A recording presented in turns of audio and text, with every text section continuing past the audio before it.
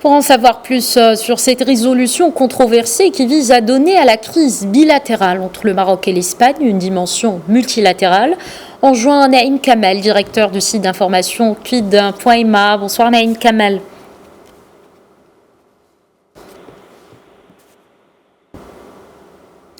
Naïm Kamel, vous m'entendez ? Oui, je vous entends. Bonsoir. Bonsoir. Alors, quelle lecture peut-on faire d'abord de la démarche espagnole et de l'attitude du Parlement européen ? Écoutez, il faut d'abord dire que certains députés européens, bien sûr, incités et instigés par Madrid, certains députés, heureusement pas tous, puisque plus de 300 députés n'ont pas pris part à ce vote ou ont voté contre. Je crois qu'on est encore à la conférence de Berlin de 1884-1885, dans laquelle les pays ou les puissances coloniales de l'époque se sont partagés le monde et notamment le continent africain. Et je crois qu'on est encore à la conférence d'Algésiras en 1906, à 6 ans de l'instauration des protectorats sur le Maroc. Or, ces temps sont révolus et ne sont plus jouables. Vous l'avez dit dans votre reportage, cette instrumentalisation de l'instance européenne est une volonté espagnole d'abord, et on verra qu'il n'a reculé devant rien pour y arriver, et qui veut multilatéraliser ce problème qui est, comme l'a dit le chef de la diplomatie marocaine, Nasser Bourita, un problème bilatéral dont on connaît le fond et les fondements, c'est-à-dire les positions hostiles de Madrid à l'égard des intérêts supérieurs du Royaume du Maroc. J'aimerais bien souligner qu'il y a une nette différence à faire entre le Parlement européen, qui est une instance législative, elle vaut ce qu'elle vaut, elle a le pouvoir qu'elle a, mais il y a l'Union européenne, il y a la Commission européenne, et avant même la réunion de ce Parlement sur cette résolution, deux hauts responsables des affaires étrangères et de la Commission européenne s'étaient déjà démarqués en disant tout le bien qu'ils pensaient de la coopération maroco-européenne dans tous les domaines. Et juste après la publication et l'adoption de cette résolution, qui est une déclaration sans aucun effet juridique, il est nul dans ses effets juridiques, il y a eu la sortie de Helena Dalli, qui est la commissaire européenne au Parlement, dans une longue déclaration qui comporte pas moins de 8 points. Je vous en donnerai deux passages.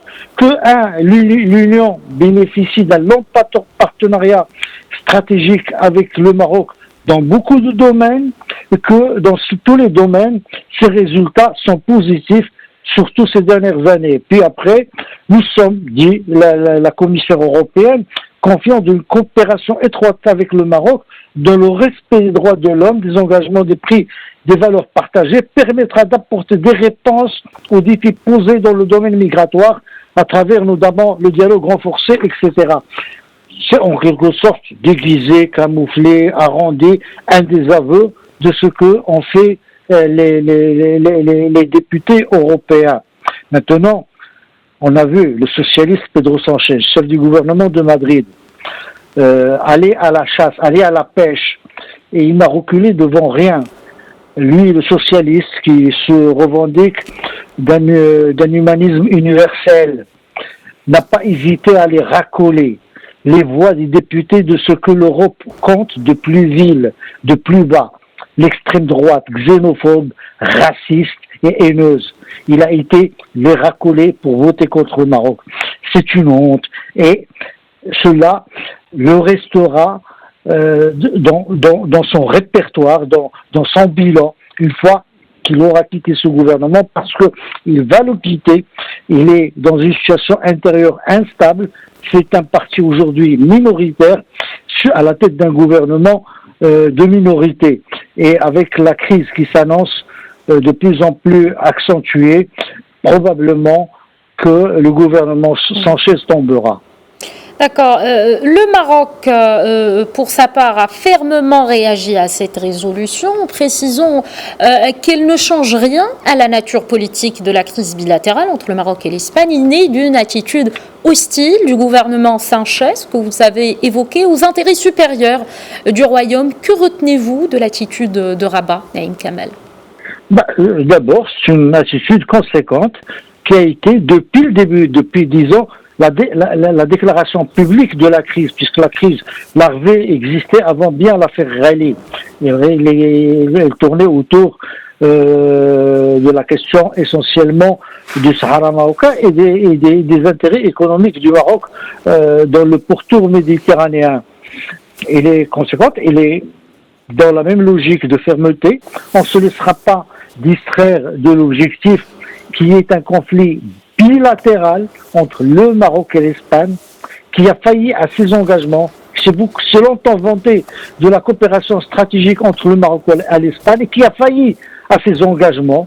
Et dans l'épisode le plus triste, le plus calamiteux a été l'accueil de Brahim Ghali sous une fausse identité d'une citoyenneté algérienne, qui est la sienne au fond, et sous un faux passeport. Donc, la réaction du Maroc, c'est que le Maroc ne se laissera pas intimider. Et il y a un passage dans la déclaration du Maroc où il le dit, je vous le lis, la posture du professeur et de l'élève ne fonctionne plus. Le paternalisme est une impasse, il ne conduira nulle part.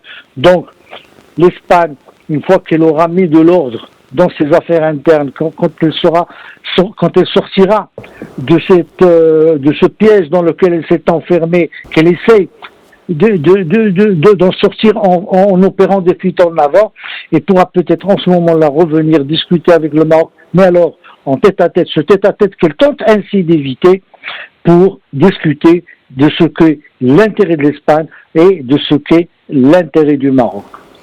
Merci beaucoup à Naïm Kamel, directeur de publication de site d'information quid.ma. Merci d'avoir répondu à nos questions.